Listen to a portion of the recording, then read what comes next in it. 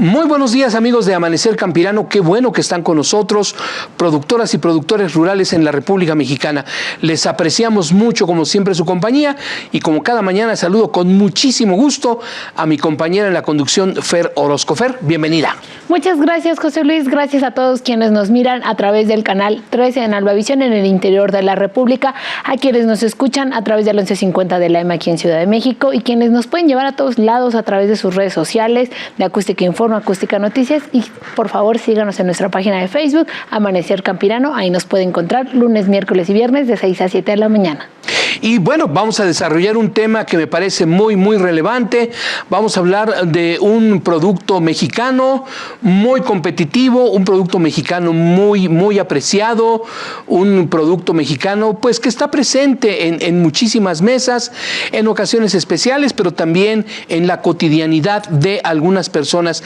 Me refiero a la producción de vino mexicano, del campo a la mesa de nuestro país y de muchos países del mundo. Damos la bienvenida a la ingeniera Isela Mejía. Isela es especialista en vinos y es el tema que nos ocupa. Isela, bienvenida. Gracias por estar con nosotros. No, al contrario, muchas gracias a ustedes, Fer y José Luis, por la invitación. Y pues el día de hoy esperamos que este tema sea de su interés y despierte sobre todo estas ganas de conocer un poquito más de la uva en México.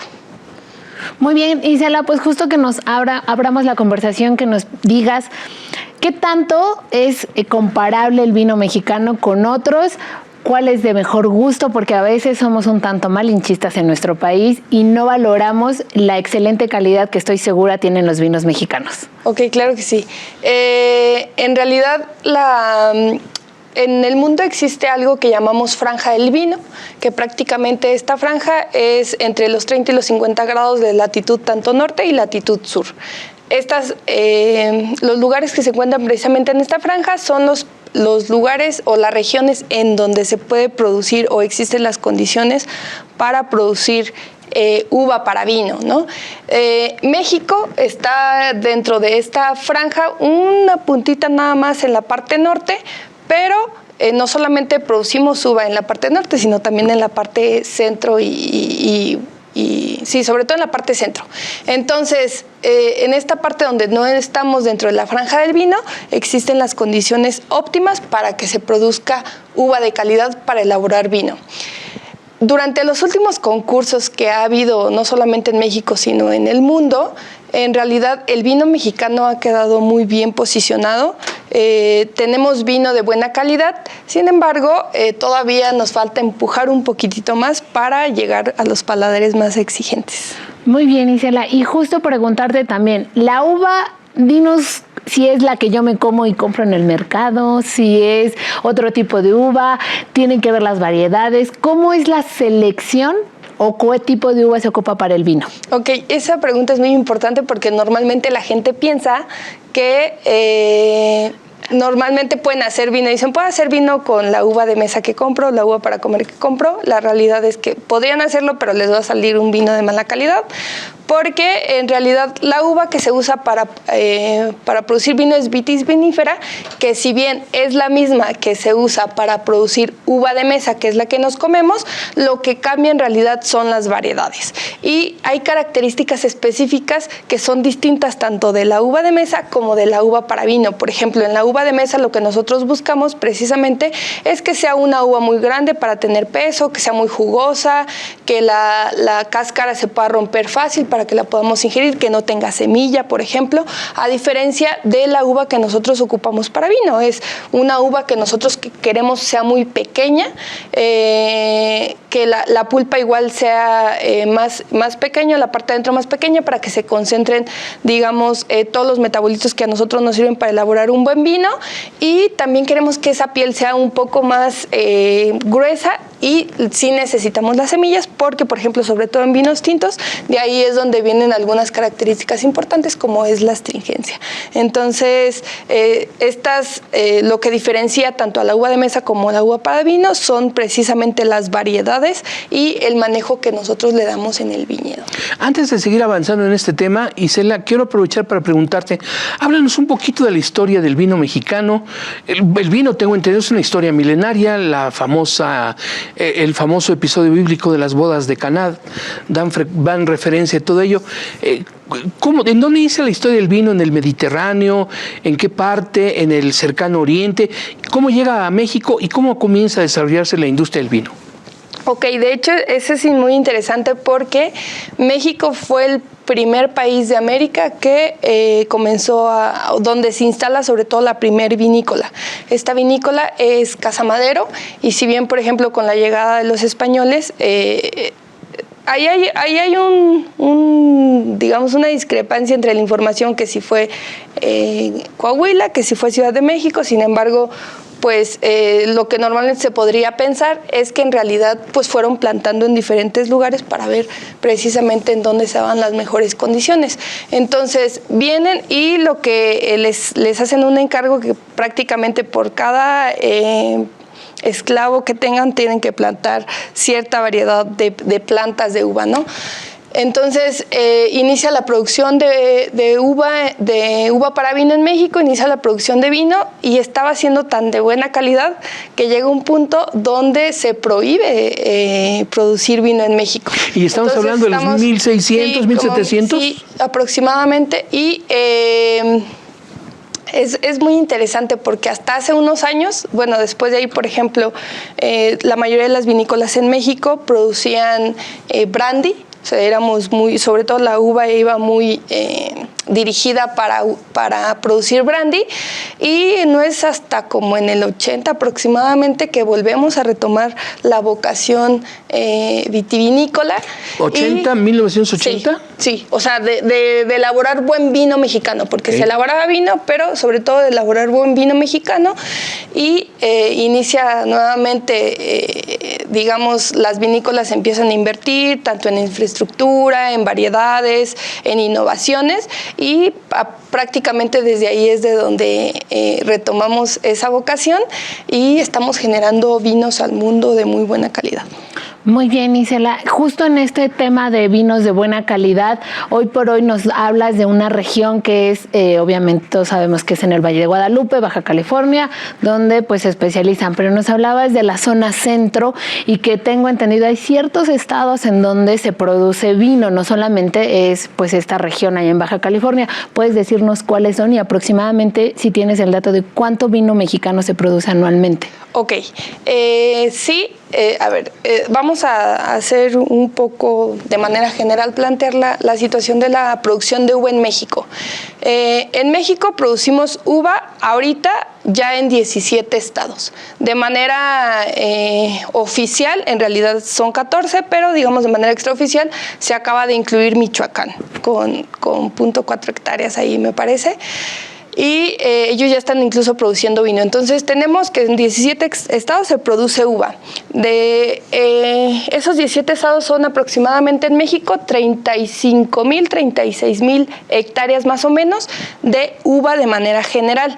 De ahí nos dividimos un poquito a los destinos, dependiendo el destino al que yo vaya a dirigir mi uva. Se divide en tres grandes bloques, que uno es uva de mesa, que es la uva fresca o la uva que nos comemos, la uva industrial, que ahí prácticamente abarca jugos sobre todo, y vinos, y después en menor cantidad la uva de pasa. Entonces estamos produciendo en todo México alrededor de unas 480,000 toneladas de uva. De lo que más producimos en realidad es de uva mesa y el mayor estado productor es Sonora. De ahí nos vamos ya a uva para vino, que prácticamente el mayor productor es Baja California y sobre todo en los estados del norte es Baja California, Coahuila, Chihuahua, que está haciendo en los últimos años se lanzó a la producción de uva para vino y está siendo un estado que tiene muy buena calidad. Y después ya nos vamos un poquito al centro, que les digo que las condiciones de clima son como muy importantes. Pero es Querétaro, Guanajuato, Aguascalientes, Zacatecas. Últimamente ya se incluyó Michoacán. Aquí lo interesante es, y normalmente la gente dice, bueno, ¿se puede producir o no se puede producir fuera de la franja? Si existen las condiciones climáticas adecuadas para producir uva, se puede hacer, solamente que lo único que vamos a tener es un mayor manejo en viñedo. Eso sí, o sea, ¿por qué? Porque las condiciones climáticas se salen un poquitito de las ideales, pero lo único es un poco de mayor manejo en el viñedo. Y lo interesante es que el INIFAP, por ejemplo, desarrolló algo que se llama potencial productivo de uva, y prácticamente es un estudio de toda la región de México, o de todo el país como tal en México, donde te marca en qué estados es bueno y cuántas hectáreas hay para producir uva en cada uno de los estados, y en dónde se puede producir uva de mejor calidad y en dónde uva de menor calidad. Entonces, esos estudios son muy importantes. ¿Cuál debe ser la característica principal para que una uva produzca buen vino? Y evidentemente eso lo tenemos en algunas regiones de México. Sí, ok. A ver, para que yo produzca un buen vino, tengo que dar una buena uva al enólogo, ¿no? Entonces, toda la calidad, y eso es muy importante, la calidad de un vino viene siempre del viñedo. Eso es, no hay punto de discusión en esa parte. Yo siempre les comento, y hay una frase que me gusta mucho decir, que es que le puedes dar buena uva al enólogo, y el enólogo puede hacer dos cosas. Si es buen enólogo, te hace un buen vino. Si es un mal enólogo, pues te hace un mal vino con una uva de buena calidad. Pero si tú le das una uva de mala calidad al enólogo, por muy bueno que sea el enólogo, no te puede hacer un vino de buena calidad. Entonces, ¿cuáles son las condiciones generales? Porque evidentemente en cada una de las regiones son condiciones muy distintas, pero mínimas generales son inviernos, estaciones muy marcadas, climas con estaciones muy marcadas. ¿A qué nos referimos con eso? Inviernos muy fríos y normalmente lluviosos, y veranos calurosos y sin lluvia. Si se dan cuenta, por ejemplo, en la parte de la región de Querétaro, a veces llueve un poquito, en la parte centro llueve un poquito más, pero eso les digo, sobre todo con algunas prácticas que podemos hacer de cosechar antes la uva y algunas otras cuestiones, se puede ir moderando un poquito más, y entonces podemos obtener también uva de mejor calidad o uva de buena calidad para el vino. Muy bien, Isela, te vamos a interrumpir tantito porque tenemos que ir a un corte comercial aquí en Amanecer Campirano, y vamos a regresar con Isela Mejía, quien nos está hablando del vino mexicano. Vamos a un corte y volvemos aquí a Amanecer.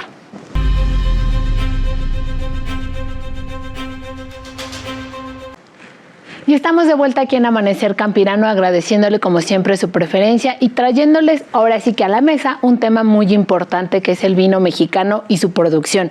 Isela Mejía es nuestra especialista, quien ella, además de ser ingeniera agrónoma, se ha especializado en el tema de vinos, y especialmente ella recomienda los vinos mexicanos, por supuesto. En este marco, Isela, también me gustaría preguntarte, ¿cuál ha sido, o tú crees que la inversión en tecnología en cuanto a lo que han hecho los viñedos para producir mucho mejor, incluso que no sé, en esta franja que nos comentas, ha ayudado a potenciar los vinos mexicanos? Sobre todo, ya nos hablabas de 40 años, 40 y tantos años atrás, que se ha venido retomando un mejor vino mexicano.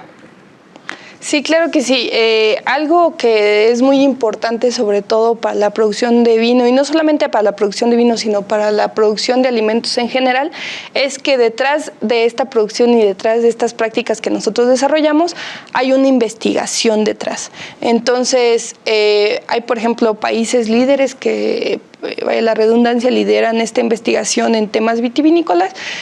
México, por ejemplo, en los últimos años ha entrado de lleno, sobre todo en temas de autentificación de vinos y orígenes del vino mexicano, pero si nos vamos un poquito más a la parte de viñedo y a la parte de bodega o enología, también ha habido esta adopción de nuevas tecnologías. Por ejemplo, antes veías viñedos que solamente se manejaban, digamos, con algunas prácticas muy mínimas, y ahora, por ejemplo, tenemos ya vinícolas que tienen cosechadoras mecánicas, ¿no? Que a veces piensas y dices, ¿cuándo voy a tener una cosechadora mecánica en México? Bueno, ya hay cosechadoras mecánicas en México. Y, por ejemplo, sobre todo en cuestiones climáticas también, tenemos a veces mucho lo que son heladas tardías, y también ya hay vinícolas, sobre todo vinícolas que le están apostando a la innovación, que tienen sistemas antiheladas muy sofisticados, desde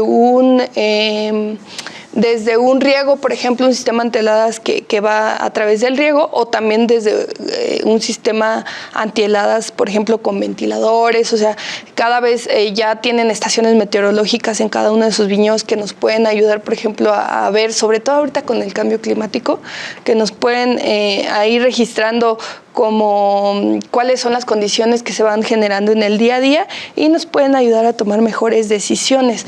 Este tipo de cosas, por ejemplo, benefician muchísimo a la calidad del vino mexicano, porque si antes teníamos una pérdida de producción por heladas tardías, pues evidentemente ahorita se está reduciendo digamos, como estas dificultades, y no solamente en términos de heladas, sino en otros términos que vemos en el campo y que a veces terminan en una mala calidad del vino mexicano.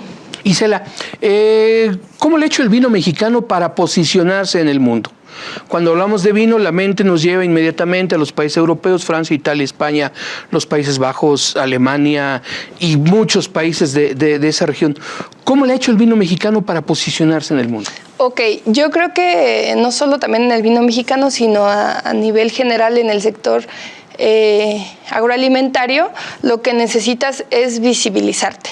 Y entonces esta visibilización se hace a través de, por ejemplo, lo que estamos haciendo ahorita, ¿no? Una entrevista ya nos está visibilizando en varias partes del país. Entonces, por ejemplo, en México tiene embajadores tanto de vinícolas, etcétera, que han viajado a diferentes partes del mundo y sobre todo en los últimos años ha incursionado y ha mandado sus vinos mexicanos a diferentes concursos. Entonces, los concursos son importantes sobre todo para visibilizar el vino mexicano. Entonces, mandan el vino a diferentes partes del mundo para que participen en estos concursos. Entonces, estos concursos lo que hacen prácticamente es puntuar los vinos de mejor calidad, y México ha destacado muchísimo en estos concursos. Por ejemplo, ahí en algún año, me parece que no me acuerdo bien el año, pero por ejemplo fue el mejor Cabernet Sauvignon salió de México. Entonces, y después un vino de Baja California también ganó así como la revelación de vino del año a nivel mundial, ¿no? Aunado a eso, por ejemplo, en el 2022 tuvimos en México el Congreso Mundial de la Viña y el Vino. Entonces, este Congreso Mundial de la Viña y el Vino se hace cada año en un diferente país. México lo tuvo aquí, lo tuvimos en el 2022 y, por ejemplo, ahí tuvimos investigadores, turismo de alrededor de 50 países en un evento científico-técnico que prácticamente se dieron todas las innovaciones a nivel mundial que están desarrollándose en el mundo, vaya la redundancia, y también se generaron o fue la asamblea de la Organización Internacional de la Viña y el Vino, donde se generan nuevas normas. Entonces, México estuvo en el 2022 en el ojo del mundo en esta cuestión por el Congreso Mundial de la Viña y el Vino. Este año, por ejemplo, se viene el concurso mundial de Bruselas, que es un concurso que se hace en Europa, muy importante igual de vino, y este año lo traen en México, me parece que llega a Guanajuato. Y también es muy importante porque al parecer es la primera vez que este concurso sale de Europa, ¿no? Entonces, volvemos a lo mismo. Este tipo sobre todo de eventos y situaciones nos ponen en el ojo del consumidor internacional y nos dicen, México está haciendo vino. Primero, México está haciendo vino porque es raro, ¿no? O sea, si nos vamos a las estadísticas internacionales, o sea, México está hasta acá abajo en producción, tanto en hectáreas como en producción. Pero nos está posicionando en el ojo del consumidor internacional este tipo de concursos y sobre todo nos está posicionando con un vino de buena calidad. En el Congreso, por ejemplo, me tocó atender a algunos científicos, sobre todo españoles, que son muy específicos en algunos vinos que les gustan, y cuando les llevé a probar distintos vinos decían, wow, o sea, me sorprende la calidad de México, y pues vamos poco a poco abriéndonos camino en el paladar internacional. Muy bien, nos hablas mucho de calidad del vino mexicano, que sin duda sabemos que existe, pero ¿cuáles serían, al paladar de un común, cuáles serían los aspectos que identificaríamos como un buen vino mexicano, por supuesto? Ok, esa pregunta es un poco difícil de contestar. y más por la filosofía que yo traigo un poquito. Normalmente la mayoría de las personas dicen, el mejor vino es el que a ti te gusta. Sinceramente no es algo que yo comparta. Les voy a comentar un poquito por qué. Porque existen, a mi parecer, existen dos calidades, y una es la calidad con la que se elabora en el viñedo o en la vinícola, y la otra es la calidad percibida por el consumidor, que las dos son cosas completamente distintas. Una tiene sobre todo la calidad en vinícola, tiene parámetros muy específicos que hay que seguir, y la calidad que percibe el consumidor sobre todo es un tema de gustos. Y yo siempre digo, en gustos se rompen géneros, y sobre todo el tema del vino es algo muy importante, porque en México no estamos acostumbrados a beber vino. O sea, es un poco difícil. Primero se considera un poco de manera elitista, ¿no? Que solamente la gente que tiene dinero o de clases sociales más altas es la que consume vino. Entonces primero estamos rompiendo un poquito ese paradigma, y después nos vamos a que la gente no está acostumbrada al sabor del vino. Yo siempre les pongo mucho el ejemplo de la cerveza. Yo les decía, a ver, ustedes cuando tomaron cerveza por primera vez, ¿qué cara pusieron, no? Y todos, no me gustaba. Bueno, pasa lo mismo con el vino. Las primeras veces que lo vas a tomar no te va a gustar, pero después, ahora hace un montón de calor y pides alguna otra bebida, ¿no? Entonces, lo mismo pasa con el vino, es un gusto adquirido. De ahí, por ejemplo, lo que digo, la calidad se define desde el viñedo, ¿no?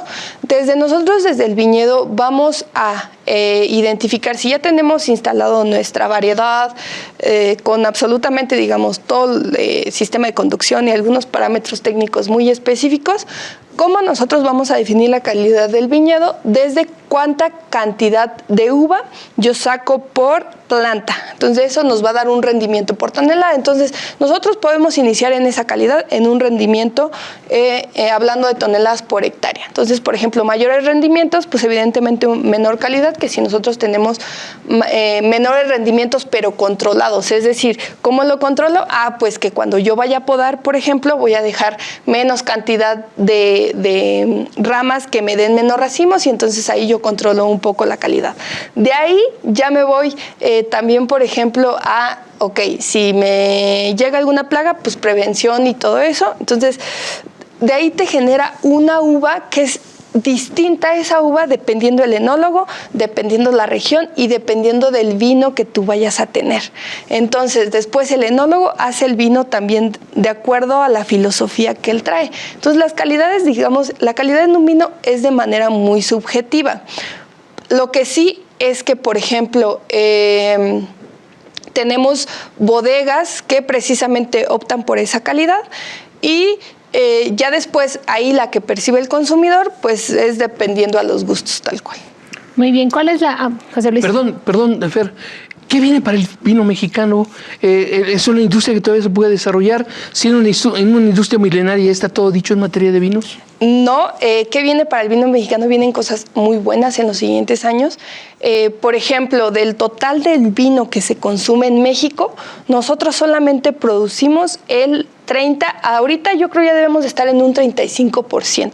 Entonces, del consumo total, solamente mexicano es 35%, entonces no alcanzamos a abastecer toda la demanda de vino que hay. Ni siquiera la mitad. Ni siquiera la mitad. Y cada vez, por ejemplo, estamos habiendo más consumidores que preferimos el vino mexicano. Yo siempre me gusta mucho recomendar esta parte, sobre todo por el trabajo que hay detrás de.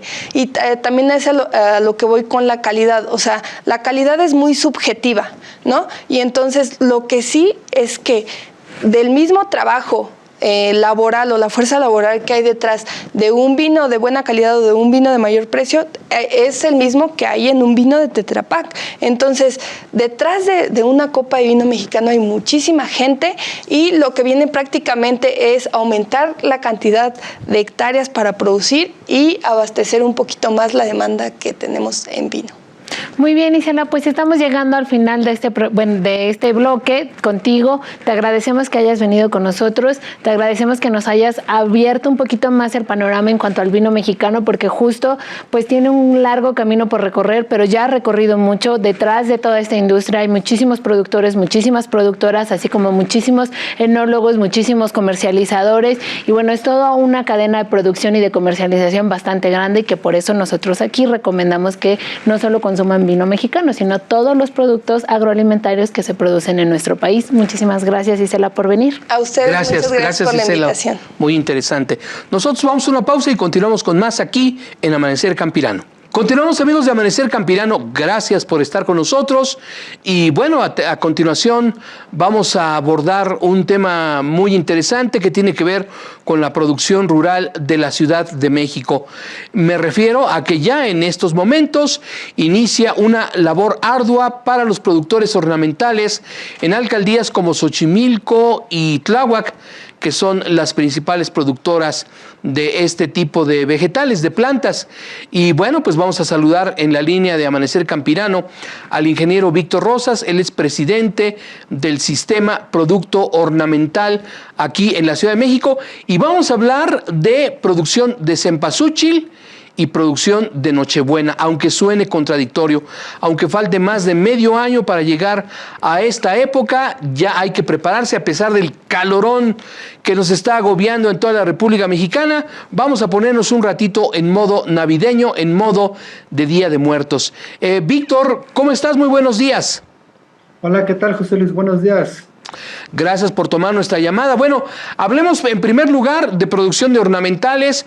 ¿Cómo le están haciendo ustedes los productores para el finales de octubre y prácticamente finales de noviembre, que empieza la temporada navideña y con ella la venta de flor de Nochebuenas? Pero también, Víctor, vamos a hablar de cactáceas, vamos a hablar de entidades muy importantes del país en donde la Expo Cactácea está ganando terreno, Víctor.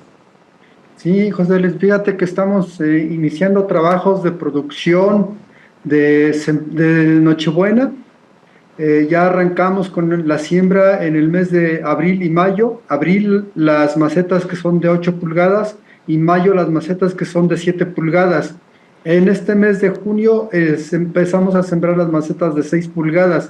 O sea, ya estamos con todo en la producción.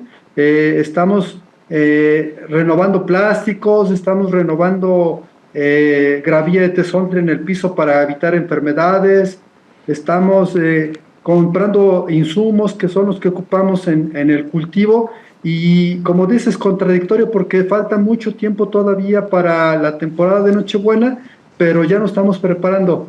Asimismo, la temporada de cempasúchil, que el año pasado se logró un récord histórico de más de 5 millones de plantas en maceta ofertadas para la Ciudad de México y para el resto del país.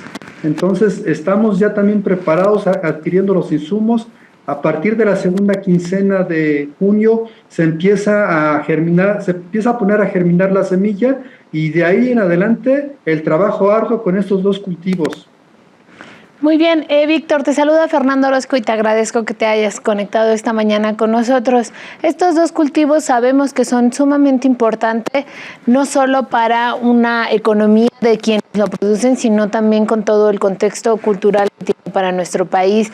Dentro de este contexto, ustedes hacen una preparación, y aproximadamente cuántas personas, por lo menos en Ciudad de México, están participando ya en la producción de ambas especies. De ambas especies, recordemos que aquí estamos participando con más de 300 productores en Nochebuena y como 600 productores en cempasúchil. Y esto acarrea obviamente una mano de obra que es golondrina entre lo que va y viene. Sí. En lo que va y viene la mano de obra, más o menos estamos hablando de unos 10,000 empleos temporales. Ok, y dentro de estos empleos temporales, se requiere más, como estamos escuchando, para cempasúchil que para Nochebuena. ¿Esto es por un tipo de manejo, es más meticuloso, o requiere más atención el cempasúchil que la Nochebuena? Requieren el mismo tiempo, nada más, el mismo trabajo, nada más que el cempasúchil por la demanda de la propia planta que exige demasiada agua. El riego en algunos meses, los 2 meses finales del cultivo, es diario. Entonces, los que sembramos muchas plantas nos atareamos mucho porque la mano de obra debe ser especializada. Y afortunadamente estamos incorporando mucho a las mujeres para que esa mano especializada, detallada, se logren plantas hermosas, ¿no? Y no las maltraten y tengamos en el mercado la mejor calidad. Ahora, Víctor, nos mencionaste que el año pasado se rompió el récord en producción de cempasúchil. ¿Cómo vienen las cifras? ¿Cuáles son las que van a manejar para esta temporada de fin de año para ambas, para cempasúchil y para Nochebuena? Mira, lo que tenemos para producción de cempasúchil es que se fueron 5.862.000 plantas. Este año el récord que queremos romper es llegar a los 6 millones de plantas. Recordemos que también esto viene acompañado del gran impulso y del gran apoyo que nos vienen dando las autoridades de las alcaldías y de la Secretaría de Medio Ambiente. Entonces, yo creo que sí se va a lograr romper ese récord, llegar a los 6 millones de unidades ofertadas para todo el país. Y de Nochebuena traigo la cifra, mi querido José Luis, de que en México se produjeron 21.500.000 plantas y aquí en la Ciudad de México nosotros cultivamos casi 3 millones de plantas, 2.800.000. La idea es de llegar a los 3 millones. Entonces esto representa incluso que la expectativa es que el cempasúchil se comercialice más que la Nochebuena. Sí, porque es un cultivo más económico para adquirirlo. Una Nochebuena, por el tiempo que tarda en cultivarse, se da un poco más cara, y el cempasúchil relativamente es un cultivo fácil, de corto tiempo. Desde que se pone a germinar la semilla hasta que se saca al mercado son 4 meses. Entonces está a un buen acceso, a un buen precio, accesible para todo público, en todos los tamaños y todas las presentaciones que puedas encontrar. Entonces eso hace que la gente consuma más cempasúchil, pero también aunado a que los gobiernos han estado impulsando mucho la tradición de muertos, cada vez se festeja más esta festividad de noviembre. Entonces, eso hace que la gente consuma un poquito más de plantas. Y la mayoría, en la Ciudad de México por lo menos, es flor de corte. Casi no va a haber flor de campo. Al revés, aquí la mayoría es maceta, de maceta, quise decir. Exactamente eso quise decir. Ya sí. Flor de corte solamente la vemos en los panteones, ofertándola en los panteones directamente, y la gran mayoría de esa planta la traen de Puebla.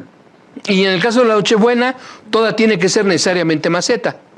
Toda tiene que ser necesariamente maceta. La que es Nochebuena de flor de variedades nativas que les llamamos, esa se oferta en bolsas de vivero, pero casi todo es maceta.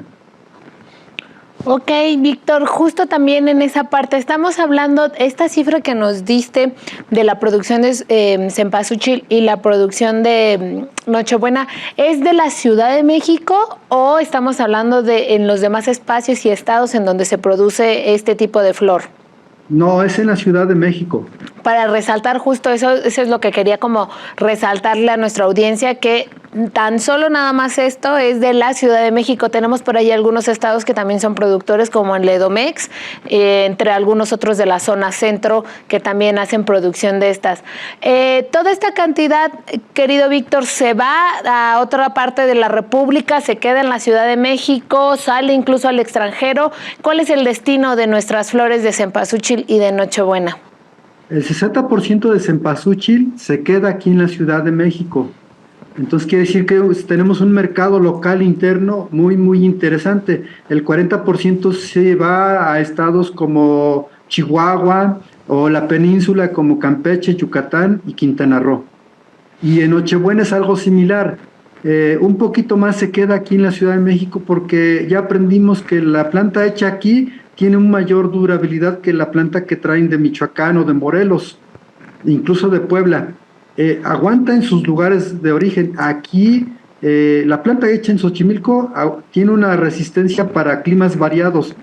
Por eso sí la prefieren los consumidores de otros estados, pero en calidad todavía nos ganan un poquito, y hay que decirlo así, otros estados como Michoacán. Ahora, Víctor, ustedes se han planteado un reto, quieren romper en producción de cempasúchil y en producción de Nochebuena. Esto implicaría necesariamente tener mercado. ¿Qué expectativas hay para los mercados? Ya lo adelantaste un poco con la pregunta anterior que te formuló Fer. ¿Qué estrategia habría que echar mano precisamente para que se consuman estas plantas que se están produciendo ya desde este momento? Sí, mira, la estrategia que estamos haciendo es hacer alianzas con los gobiernos de las alcaldías y con el propio gobierno de la Ciudad de México para hacer más promoción y más difusión en este sentido. La gente sí consume más si hay una buena promoción y difusión de estos dos cultivos. ¿Y en el caso de otras ciudades o entidades?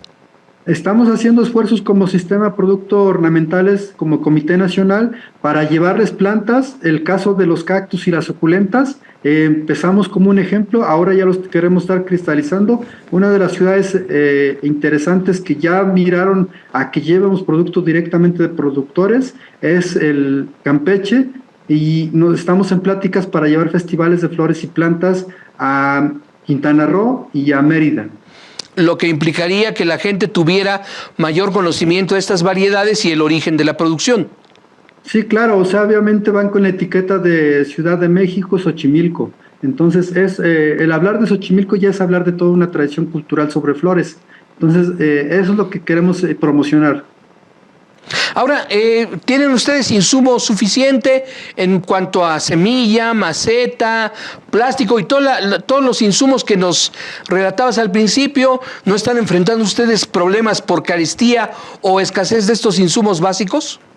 Hoy día tenemos un poco de apoyo por parte de los gobiernos de la Ciudad de México y de las dependencias encargadas del desarrollo rural aquí en la ciudad. Entonces, eso nos está permitiendo bajar costos y ese dinero poderlo invertir en los insumos que nos hacen falta como fertilizantes.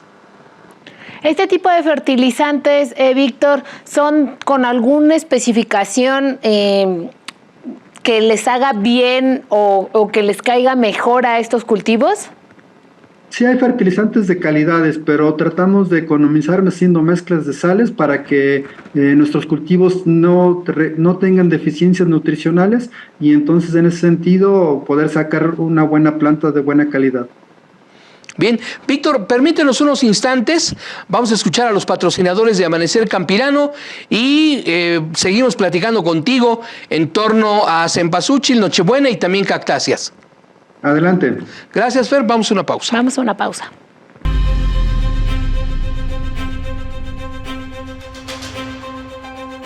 Estamos de regreso, amigos de Amanecer Campirano. Gracias por acompañarnos. Y Fer, si eres tan amable de reiterar las frecuencias en donde pueden sintonizar este programa, por favor. Claro que sí, José Luis, por favor.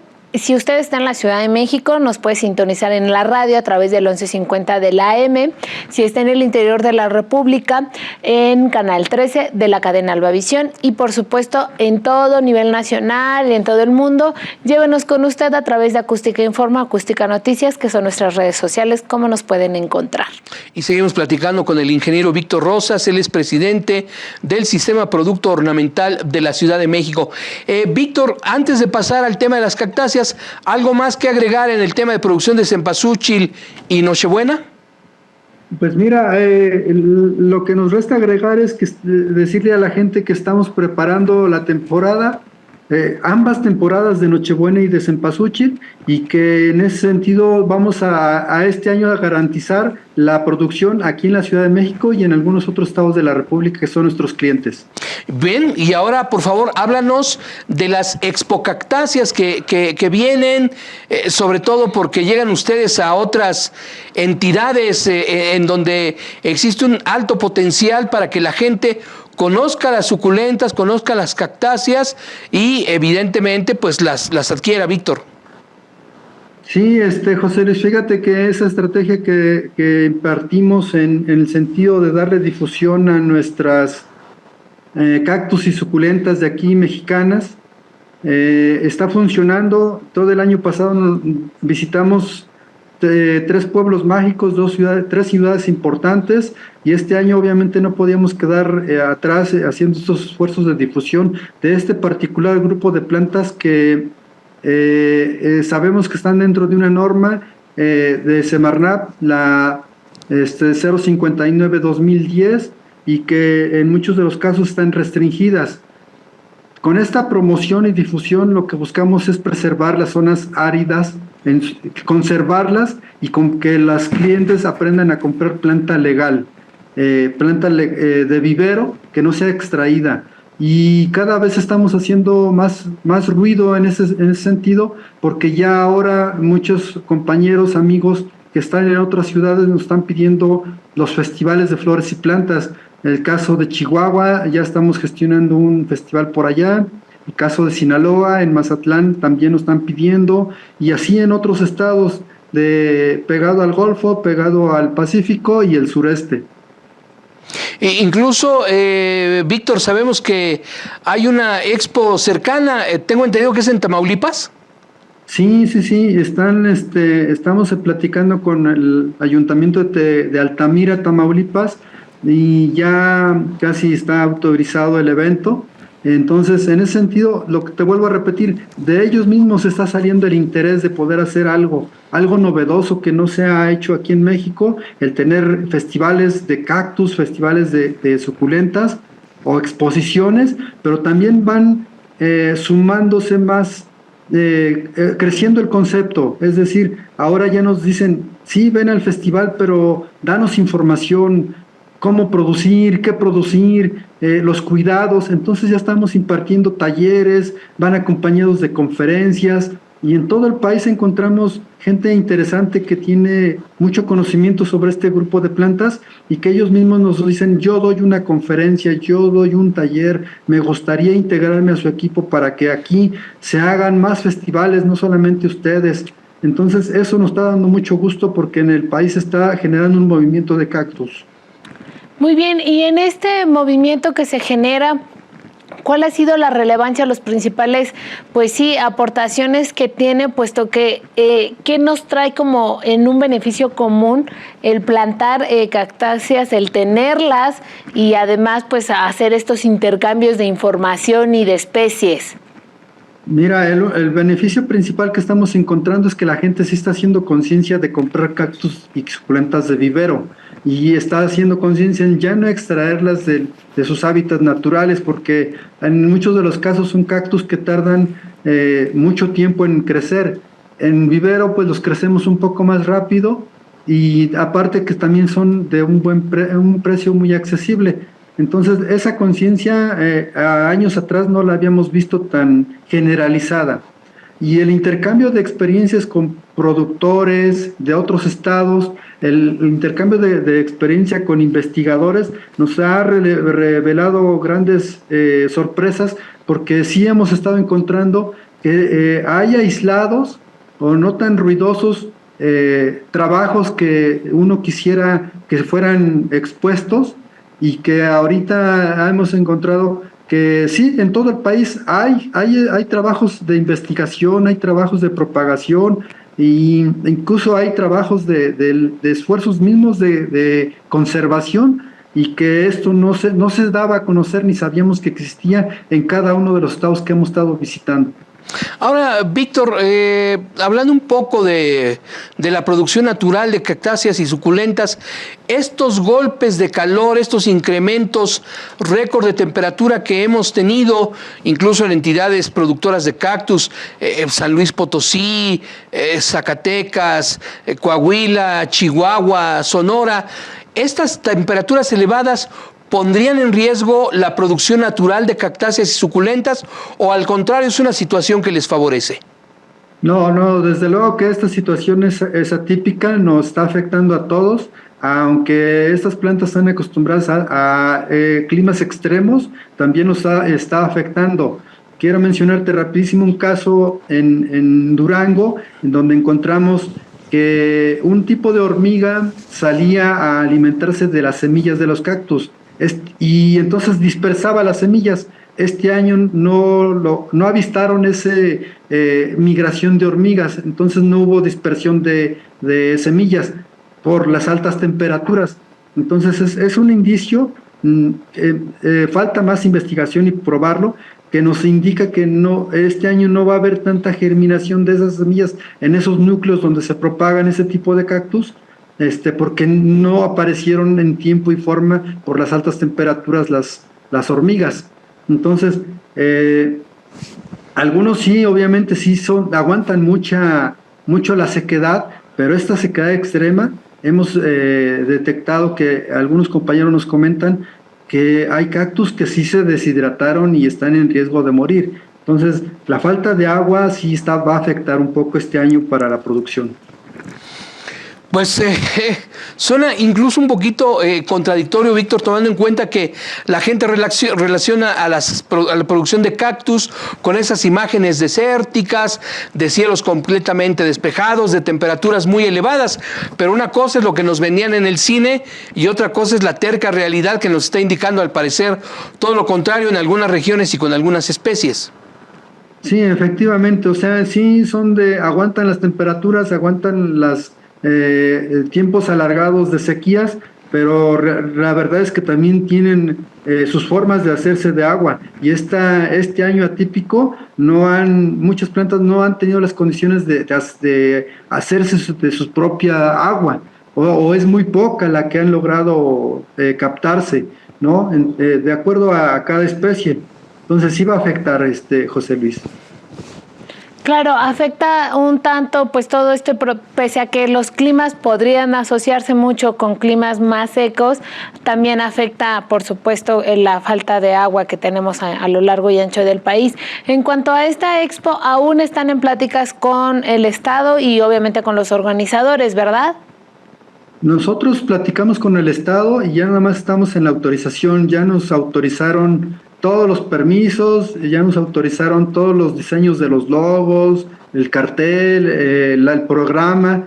Entonces ya nada más estamos que pasen la veda electoral y que pasen las elecciones para sacar ya la promoción y la difusión del evento y de distintos eventos. Recordemos que todos estos eventos que estamos gestionando son encaminados para festejar el 10º aniversario del Día Nacional de las Cactáceas, en su declaratoria que se fue en 2014. ¿Cuándo es este día? 10 de octubre. El 10 de octubre, muy bien. En torno a esto también hay algunas celebraciones más que nos puedan compartir a través de que se van a hacer en estos festejos, porque se dicen fácil 10 años, pero como tú ya no lo mencionas, Víctor, han sido 10 años de trabajo, 10 años que han venido a aportar no solo economía a los productores de cactáceas, sino también imagino que tema de información, de ciencia y tecnología que les ayuda a tener una mayor producción y una mejor producción. Sí, mira, de celebración del Día Nacional de las Cactáceas en su 10º aniversario, viene a bien porque sin planearlo así, todo el mundo reconoció el día como para hacer alguna acción de preservación, de compartir información, de compartir conocimiento. Entonces se lo apropiaron. Ahora ya jardines botánicos, universidades, institutos, organizaciones festejan de forma ordinaria. Entonces, sin querer, empezó a funcionar algo que todo mundo quería hacer y que nadie lo hacía de manera abierta. Hoy día sí tenemos la excusa perfecta para festejar a este grupo de plantas. Ahora, hablando un poquito de las condiciones ambientales que tenemos en estos momentos en la República Mexicana, Víctor, para ustedes, los que se dedican a la propagación, al cultivo bajo condiciones controladas, estos incrementos de temperatura, estas faltas de agua natural, de agua de lluvia, evidentemente, no les afectan tan directamente en cactáceas como en Nochebuena y cempasúchil. En el caso de estas dos últimas, la producción es en invernadero, es en condiciones controladas y con cierta disponibilidad de agua. ¿Es así, Víctor? Sí, es así, aunque este año también, hoy día estamos sufriendo una escasez de agua aquí en los canales de Xochimilco, pero creemos que con esta temporada de lluvia que se avecina, sí vamos a salir bien la temporada. Entonces, creo que cactus necesita un poco menos de agua, pero para sacar calidad y cantidad, como ahora ya estamos propiciando que lo exija el mercado, sí necesitamos redoblar esfuerzos para hacer algún tema de conservación de agua o cosecha de agua.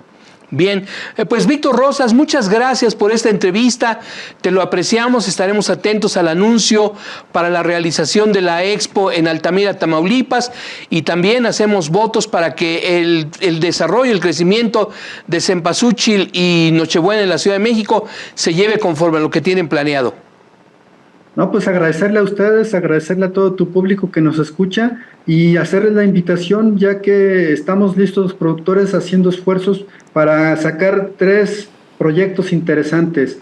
En Nochebuena, Cempasúchil, estén seguros que vamos a garantizar la temporada, los trabajos están en firme y cactáceas y suculentas verán grandes sorpresas con el festival en Altamira, Tamaulipas, pero verán grandes sorpresas en todo el país. Bien. Así será, Víctor, te agradecemos y te mandamos un fuerte abrazo y esperamos que sea una gran temporada para ornamentarles aquí en la Ciudad de México y en todo el país. José Luis, es hora de irnos. Llegamos a la parte final de Amanecer Campirano. Muchas gracias, buenos días.